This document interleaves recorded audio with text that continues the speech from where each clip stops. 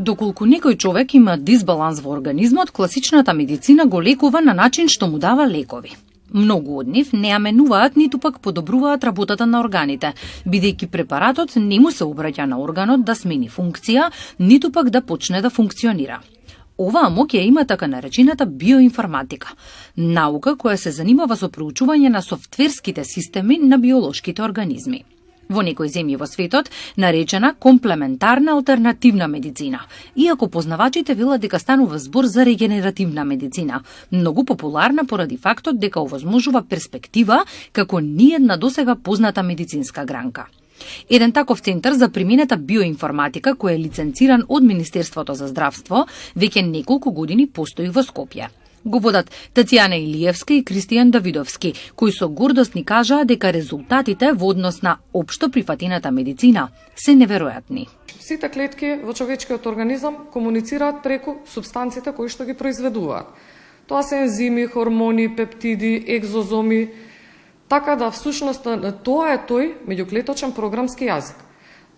Овие супстанции кои што ги ослободуваат клетките, ние ги имаме во електронска форма, во посебен хардвер и софтвер, и откако ќе видиме кај нас диагностиката всушност, поточно функционалната состојба на организмот, можеме да им дадеме инструкција на клетките, на нивниот јазик, како да се вратат во нормална функција.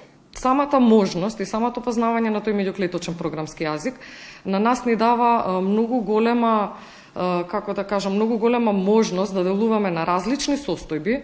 Сите тие всушност патолошки состојби се промена на функциите на клетките.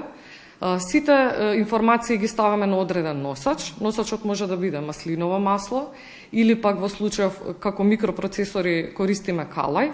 Сите информации ги ставаме во кристалната решетка на калајот, со што овие микропроцесори со носење на кожа им даваат информација на клетките како нормално да функционираат или можеме исто така да го активираме и тој софтвер за регенерација. И некаде прочитав дека резултатите во однос на општо прифатената медицина се феноменални, да речеме процентот на излекување на карциноми се движи од 60 до 70%, неверојатни резултати според истражувањата давајќи и генетските заболувања и автоимуните болести. Кај кои се патологии дава успех? Кај многу патологии имаме феноменални резултати. Например, имаме постигнато и постигнуваме се уште, без исклучок, комплетно излекување на алергија. И најиновативно е тоа што можеме да постигнеме регенерација на многу органи. Досега имаме направено регенерација на срце, регенерација на централен нервен систем кој што е оштетен, например, после мозочен удар, регенерација на заден сегмент на око, на макула, на ретина, на бели дробови. Сметаме дека иднината во лекувањето е доколку нели се регенерира некој орган, нормално тој ќе биде во состојба како што бил пред да настане патологијата и пред да настанат тие дегенеративни процеси, и сите симптоми кои што некое заболување го наметнува, сите симптоми ќе ги снема. Можна ли е регенерација на секој орган? Што били вашето искуство? Апсолутно е можна регенерација на секој орган. А во однос на традиционалната медицина, веројатно голем дел од граѓаните кои што ви се обраќаат веќе примаат некакви традиционални лекови.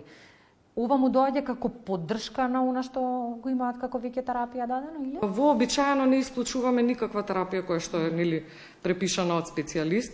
Со подобрување на состојбата, самиот специјалист го следи пациентот и гледа дали има потреба да ја намали дозата или пак да се исклучи таа терапија. Иако во светот ова е веќе развиена приказна, каде ја гледате биоинформатиката во Македонија за 10 години од сега? Многу убаво прашање. Сметам дека би биле искрено една водечка клиника во светот за регенеративна медицина, за комплетно излекување од многу состојби.